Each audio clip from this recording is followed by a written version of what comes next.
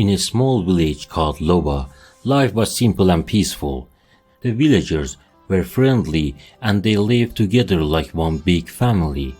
They grew crops, fished in the river, and celebrated their traditions. But one day, a stranger came to the village. He was a rich merchant named Kano. He arrived in a big shiny cart filled with the treasures, gold and fine clothes. His arrival caused quite a stir, and everyone was curious about him. Kano was tall and handsome, with a voice that was smooth like honey. He had a way of making people feel special, and he was always smiling. But there was something strange about him, something that Zuri, a young girl in the village, couldn't quite put her finger on. Zuri was known for being brave and wise beyond her years. She lived with her grandmother, Mama Ayo, who was the village storyteller. Mama Ayo often told Zuri stories about spirits and the dangers of greed. Zuri loved these stories, but she never imagined she would find herself in one.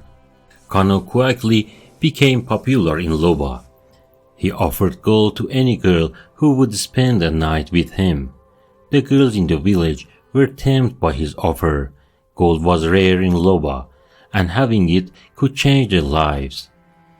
Many girls accepted Kano's gold, hoping it would bring them happiness. But after they spent the night with him, they started acting differently. They became quiet, withdrawn, and some even disappeared without a trace. Zuri watched this happen with growing concern. She noticed that the more girls accept Kano's offer, the more the village seemed to change. The once lively and joyful village became filled with fear and sadness. The people whispered among themselves, wondering what was happening. But no one dared to speak out against Kano. One evening, Zuri decided to visit her friend Nia, who had just returned from Kano's house. Nia had been one of the most cheerful girls in the village, but now she looked pale and tired. Her eyes were filled with fear, and she clutched a small punch of gold tightly in her hand. "Nia, what happened?" Zuri asked, her voice filled with worry. Nia shook her head, tears streaming down her face. "I can't talk about it, Zuri. Please just leave me alone." But Zuri wouldn't give up. She had to find out what was going on.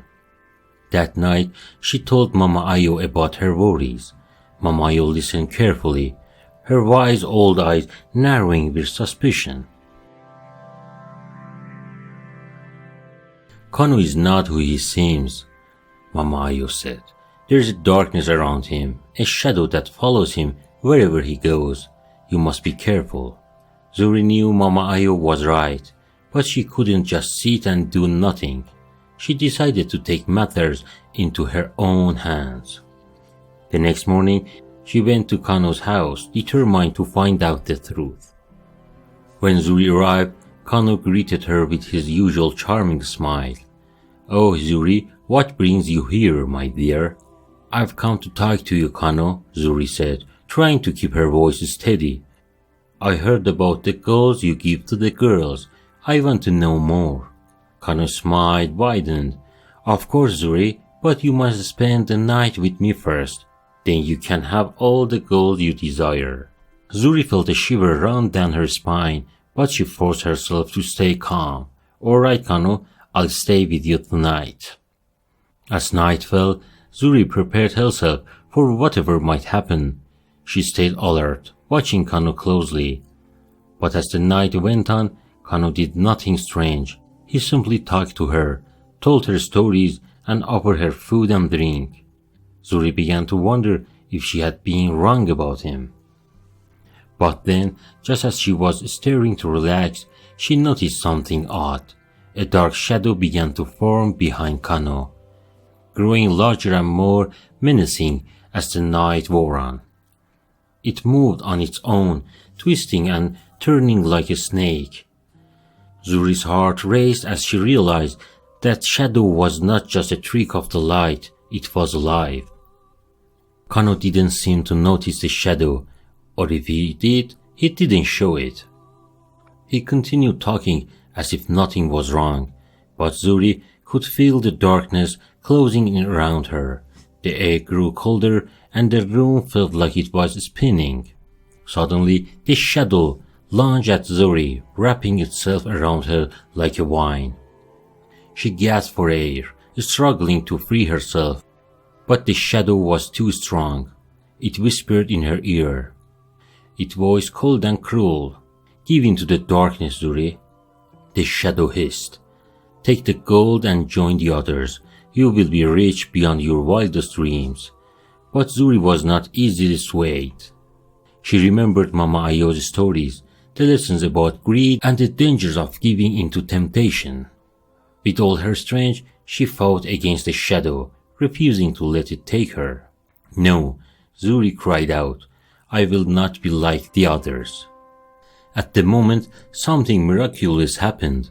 A bright light burst forth from Zuri's heart, driving the shadow back. The light grew stronger and stronger until the shadow was completely engulfed.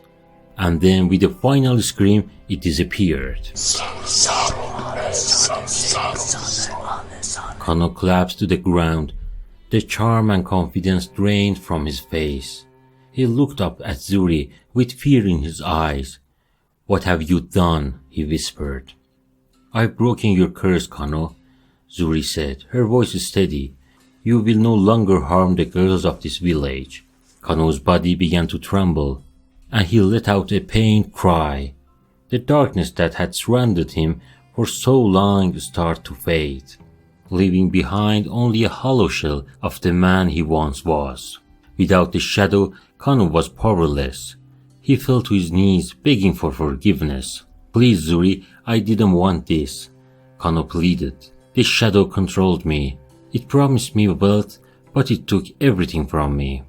Zuri felt a pang of sympathy for Kano, but she knew she couldn't let her guard down. "You made your choice, Kano.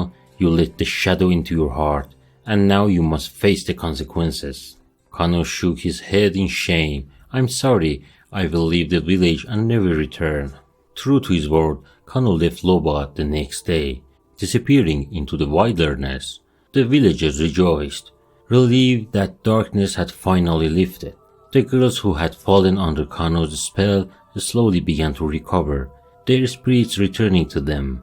The village of Loba became bright and joyful once more, filled with laughter and song. Zuri returned to Mama Ayo, who hugged her tightly. "You did it well," Mama Ayo said, tears in her eyes.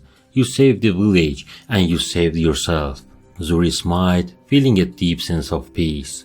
She had faced the darkness and won, not just for herself, but for everyone she loved. As the days went by, Zuri thought often about what had happened. She realized that the true danger hadn't been the shadow itself, but the temptation of greed and the desire of power.